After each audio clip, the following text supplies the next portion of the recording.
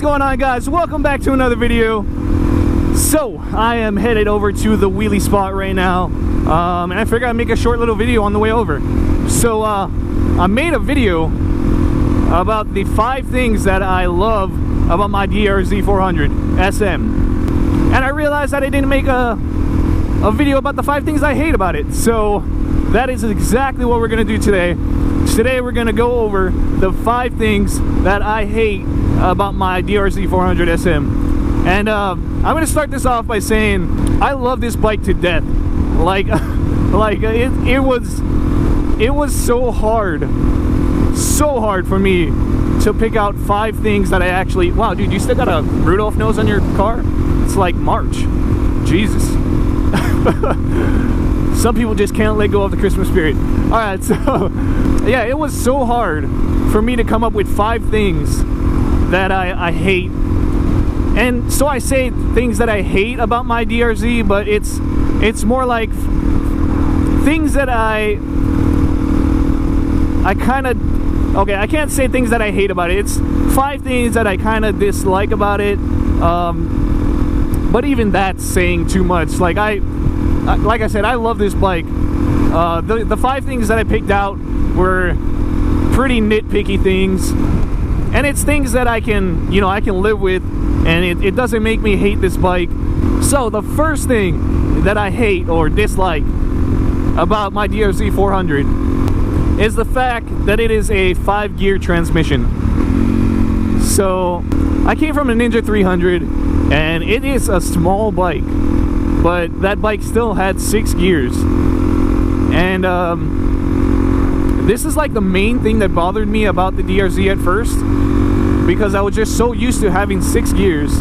And I'm not gonna say it was almost a deal breaker for me, but it was definitely something that I knew was gonna bother me from the start, just because coming from the Ninja 300, having 6 gears, it was a weird transition. And I still to this day find myself looking for that 6th gear that doesn't exist.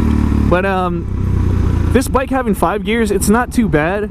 The 5th gear is a little tall, so it's able to do some highway riding.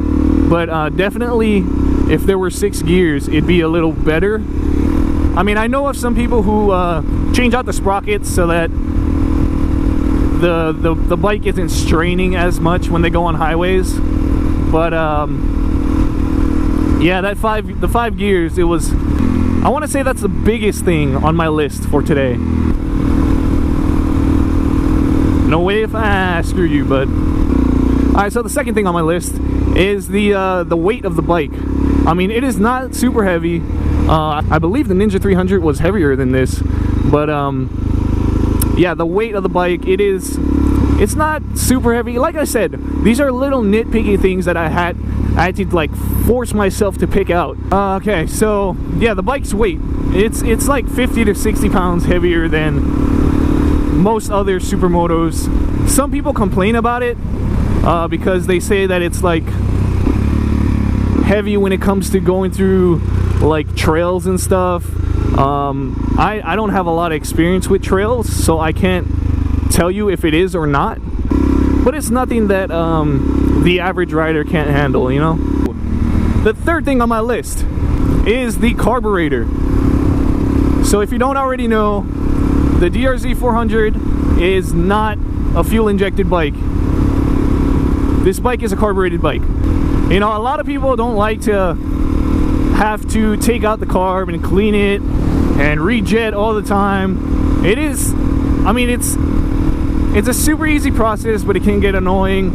And they say fuel injected bikes put out more power. I don't know a crap ton about bikes.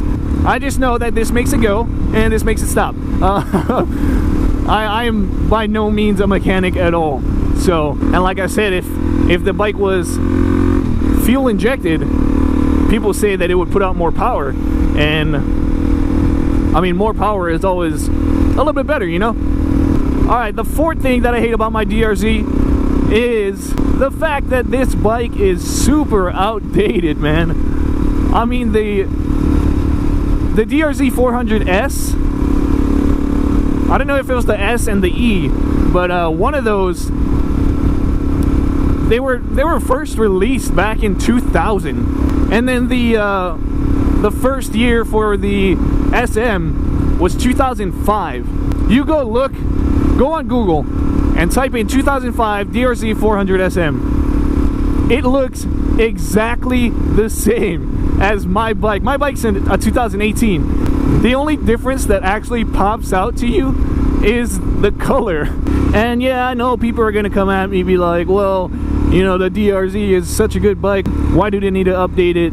There's no reason for them to update it if it's not broken, blah blah blah. It's grandfathering to the emissions, blah blah blah blah, whatever. It doesn't change the fact that it is outdated. But yeah, the bike being outdated branches off into like its own little list.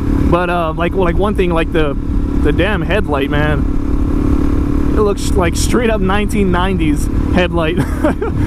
But it's, I mean, it's whatever. You can, that's little things. I can change that out. It doesn't bother me a whole lot.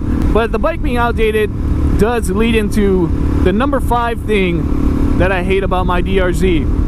And it is right here. The dash. It is, I mean, it's super simple. It does the job. But man, it looks so old school. They could have updated this at least. Like, if they didn't change any other part of the bike, at least change out the dash. Like I said, this does the job. It keeps track of the miles. I can do trip A, trip B. It has a time on there. But having a fuel gauge would have been nice. And just making it look a little more in this day and age would have been nice. So I'll say this again. It was so hard for me to pick out these 5 things. And you know, it's just these little nitpicky things that I had to try and think of. And overall, the bike is like awesome, man. Like, I can't say enough how much I actually love this bike. But there it is, guys, the 5 things that I hate or dislike about my DRZ400. If you have a DRZ400, let me know what's on your list for the things that you don't like about it. So if you haven't checked out the video for the 5 things that I love about my DRZ, go ahead and check that out. Yeah, I'll throw the link in the description, or have it in that pop-out thing up on the right. But yeah, go ahead and check that out. Also, go ahead and check me out on social media. All of the links are down below in the description. Alright, so yeah, thanks for watching, guys. Don't forget to like, comment, share, and subscribe. And yeah, I'll catch you guys in the next video. Peace.